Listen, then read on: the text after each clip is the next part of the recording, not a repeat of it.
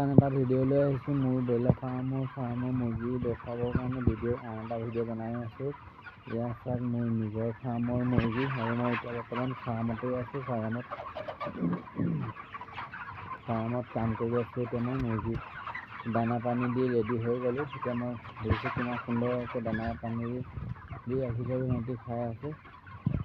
সিহঁতৰ লগত মই লগা কৰি আছোঁ। আপোনালোকে যদি মোৰ চেনেলটো চাই আছে চাব কিমান আজি আপোনালোকে প্ৰথম দানা বাচনবোৰ চাফ চিকুণ কৰি ল'ব। পানী বাচনবোৰ চাফ চিকুণ কৰি দানা পানী দিব। দানা পানী দি আপোনাৰ বাচনৰ ছাইডটো মুচি দিব। লেতেৰা হ'ব নোৱাৰে ছাইডটো মানে এই বস্তুটো মুচি দিব। এতিয়া মই এই বস্তু মুচিম বাৰু। দানা দি হৈ গ'ল আৰু এই বস্তু মুচিব। এই বস্তুটো লেতেৰা হৈ যাব নহ'ব। এইটো পাউডাৰটো দানাৰ লগত মিক্স হৈ যাব। এইটো দানাৰে হয়। মুচি দিব সুন্দৰকৈ। মই এতিয়া মুচিম বাৰু। আপোনালোকে যদি ফাৰ্ম কৰি আছে এই বস্তুটো দানা দিয়াৰ লগে লগে মুচি দিব। লেতেৰাটো নাৰাখিব। এই বস্তুটো ভেঁকুৰি গ'লে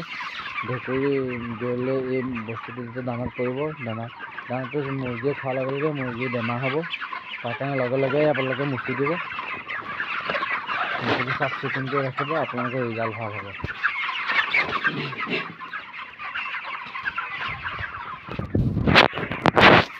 আৰু লগতে মুৰ্গীখিনি দানা পানী দি অলপ খেলি থাকিব।